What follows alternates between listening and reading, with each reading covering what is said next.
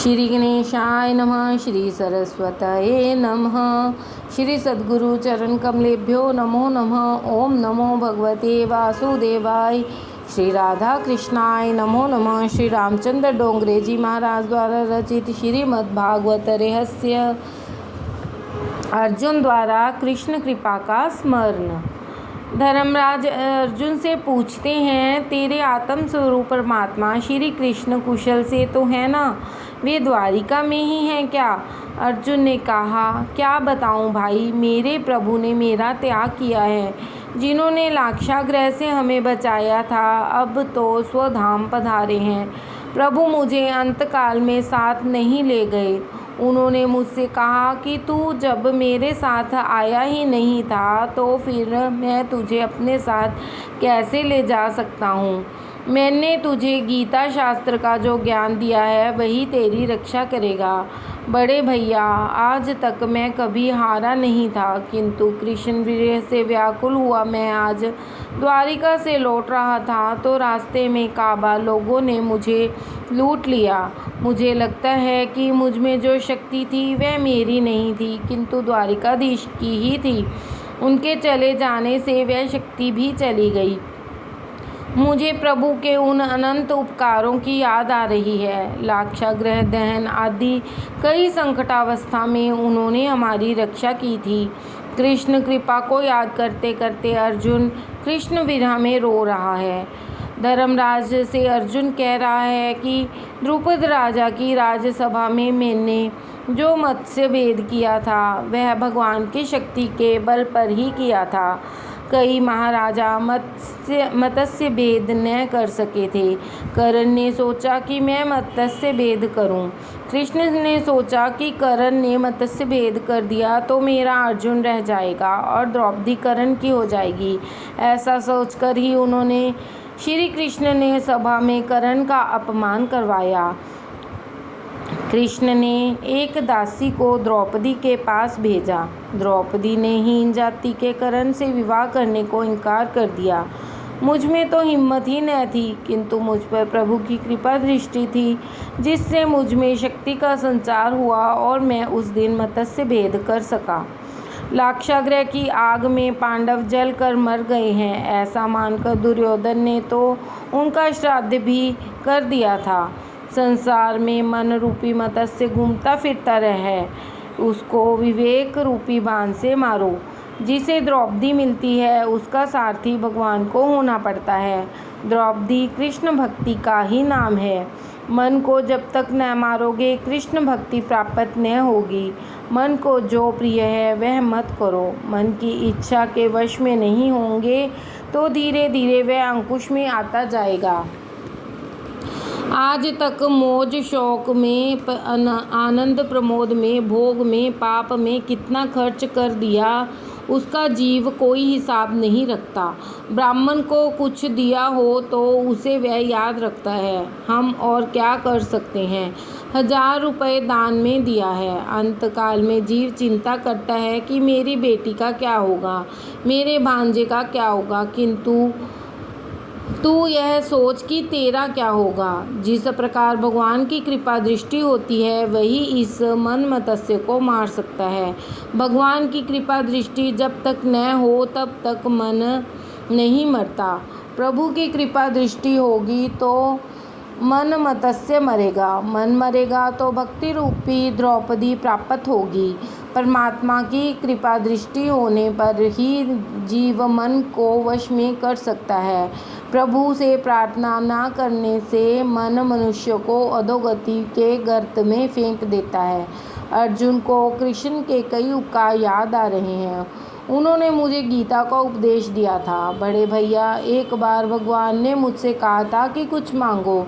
बड़े बड़े ऋषि और महात्मा जन्म मरण के फेरों से मुक्ति पाने की इच्छा से जिनका ध्यान करते हैं, उनसे मैंने मांगा कि युद्ध में मुझे जीत मिले। अफसोस, मुझे मांगना भी नहीं आया। किरात वध के समय मैं शंकर जी के साथ युद्ध कर सका, वह भी श्री कृष्ण के प्रताप से ही था। बड़े भैया द्रौपदी से कितना स्नेह था। द्रौपदी के केश पकड़कर दुष्ट जन उसे सभा में खींच लाए। आंसू भरी आंखों से द्रौपदी श्री कृष्ण के चरणों में जा गिरी। उन्होंने सभा में ही प्रतिज्ञा की कि इस अपमान का बदला मैं लूँगा, और श्री कृष्ण ने उन दुष्टों की ऐसी दशा की कि उनकी पत्नियां विधवा बनी और उन्हें अपने केश स्वयं ही छोड़ने पड़े। बड़े भैया, याद करो वह प्रसंग जब हमारा नाश करने के लिए कपट करके दुर्योधन ने दुर्वासा जी को भेजा था। बाजी के एक ही पत्ते से अक्षय पात्र भर कर श्री कृष्ण ने हमें उस संकट से बचाया था। दुर्योधन ने 4 महीने तक दुर्वासा को अपने यहाँ भोजन कराया। वे प्रसन्न हुए। उन्होंने दुर्योधन से वर मांगने को कहा। दुर्योधन ने सोचा कि दुर्वासा जी के श्राप से पांडवों का नाश करने का अच्छा अवसर है। कल इस ऋषि का एकादशी का अनशन था।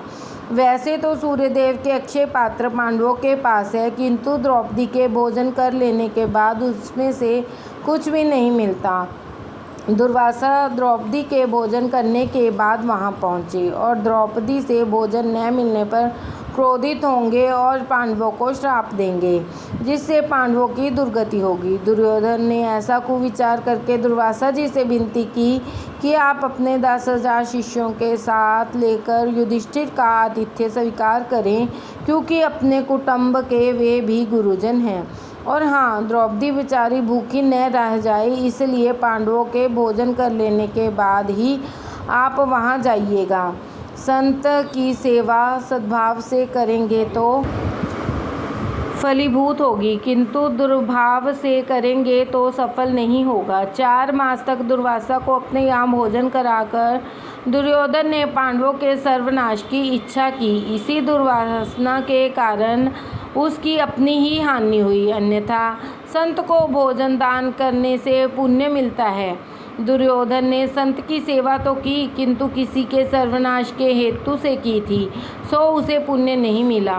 दुर्योधन की विनती के अनुसार दुर्वासा 10,000 शिष्यों के साथ पांडवों के आंगन में पधारे। दुर्वासा ने युधिष्ठिर से कहा, राजन, कल एकादशी का अनशन था, सो आज हमें बड़ी भूख लगी है। आपके घर में हम भोजन करने की इच्छा से आए हैं। सूर्य नारायण द्वारा दिए हुए अक्षय पात्र से पांडव मध्याह्न में आए हुए ब्राह्मण को भोजन कराते हैं। अक्षय पात्र संकल्प अनुसार भोजन देता है। पांडव तो ऐसे भक्त हैं कि विपदावस्था में भी ईश्वर की कृपा का ही दर्शन करते और अनुभव करते हैं। आज द्रौपदी भोजन कर चुकी हैं, सो अक्षय पात्र से कुछ भी मिलने की संभावना थी नहीं। फिर भी युधिष्ठिर ने दुर्वासा जी से कहा कि बड़ी कृपा हुई हम पर, आपने हमारा आंगन पावन किया। आप सब गंगा स्नान कर लें तो इतने में भोजन तैयार कर देंगे। धर्मराज का धैर्य तो देखो कि घर में अन्न का एक कण भी नहीं था, फिर भी उन्होंने 10,000 ब्राह्मणों को भोजन के लिए आमंत्रण दिया। युधिष्ठिर को विश्वास है कि मैंने आज तक कभी अपने धर्म की उपेक्षा नहीं की है। इससे धर्म स्वरूप प्रभु मेरी रक्षा अवश्य करेंगे। भीम, अर्जुन, द्रौपदी आदि चिंता कर रहे हैं कि इन सबको भोजन कैसे कराएंगे। द्रौपदी भी सोचती है कि अब अक्षय पात्र भी काम नहीं आ सकता, क्योंकि मैंने भोजन कर लिया है। द्रौपदी दुख से कातर हो रही है कि भोजन न मिलने से क्रोधित होकर दुर्वासा श्राप देंगे और मेरे पांडवों का सत्यानाश हो जाएगा। द्रौपदी द्वारिकाधीश से प्रार्थना करने लगी, नाथ, मेरी लाज रखना, नहीं तो जगत तुम्हारी ही खिल्ली उड़ाएगा। द्रौपदी ने आर्तनाद किया, और जिस प्रकार आज तक तुमने हमारी सहायता करके लाज रखी है, उसी तरह आज भी हमारी लाज रखना। आज तो हम इन 10,000 संतों को भोजन न दे सकेंगे तो दुर्वासा जी हमें श्राप देंगे और हमारा सर्वनाश होगा। जीव जब तक प्रभु के ओ प्रेम से घबरा कर पुकारता नहीं है, तब तक कुछ नहीं होता। जीव संकटावस्था में प्रभु को पुकारता है। द्रौपदी ने दुख से कातर होकर घबरा कर प्रभु को पुकारा। परमात्मा ने द्रौपदी की आर्तवाणी सुनी और उसकी सहायता करने के लिए आने को तैयार हो गए। जब हृदय पूर्वक कीर्तन करता है तो भगवान का सिंहासन भी डोलने लगता है। भगवान जाने की तैयारी कर रहे थे, तब उत्थान का समय हो रहा था। रुक्मणी जी थाल में मेवा लेकर आई थी। एक और रुक्मणी कृष्ण जी को भोग लगाने का आग्रह कर रही थी और भोग के बाद जाने को कहती थी, तो दूसरी ओर द्रौपदी आर्तनाद कर रही थी। कृष्ण ने वहां जाने का सोचा तो रुक्मणी पहले भोग का आग्रह करने लगी। तो भगवान ने कहा कि 10,000 ब्राह्मणों को द्रौपदी वन में भोजन कैसे कराएगी। मैं तो चला, भोजन भी मैं वहीं कर लूँगा। द्वारिकानाथ दौड़ते हुए द्रौपदी की उस कुटिया में आए जहाँ वह बड़ी तन्मयता से प्रार्थना कर रही थी। भगवान वहीं प्रकट हुए। इस प्रकार तन्मयता से कीर्तन करो कि भगवान बाहों में लेकर तुमसे कहें कि आंखें खोलो, मैं आ गया हूँ।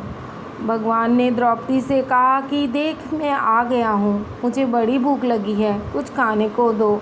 द्रौपदी ने हाथ जोड़कर कहा, हम तो लुट गए हैं, हमारे घर में कुछ भी नहीं है, आप मजाक न करें। 10,000 संतों को भोजन करवाना है, इसलिए मैंने आपको पुकारा है। आप उसकी व्यवस्था करके हमारी लाज रखें तो बड़ी कृपा होगी।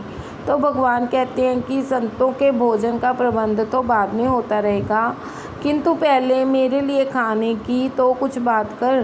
तू अपने भोजन में पहले मेरे लिए हमेशा कुछ न कुछ रख लेती है, तो आज जो भी तुमने रख छोड़ा है वह मुझे दे। द्रौपदी कहती है, नाथ, आज तो मैं भूल गई थी, सो आपके लिए भी कुछ भी नहीं रखा है। भगवान ने कहा, वह अपना अक्षय पात्र मुझे दिखाओ, शायद मेरे लिए उसमें कुछ हो।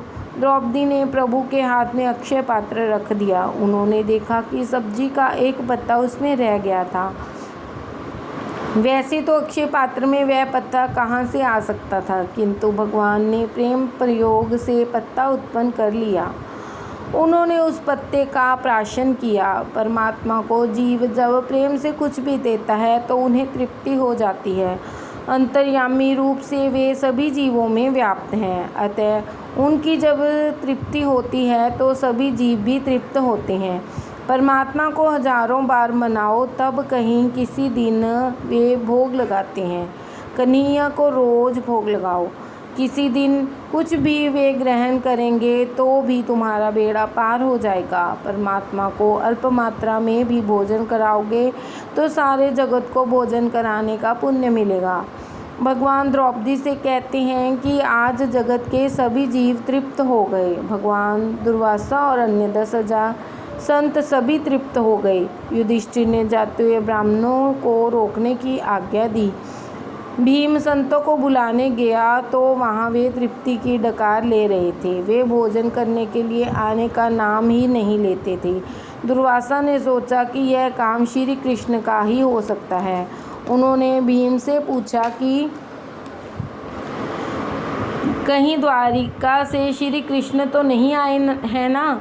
भीम ने कहा, वे तो कभी के आए हुए हैं और द्रौपदी से बातचीत कर रहे हैं। वे तो कहते हैं कि दुर्वासा तो मेरे गुरु हैं, सो मैं उनको आज प्रेम से भोजन कराना चाहता हूँ।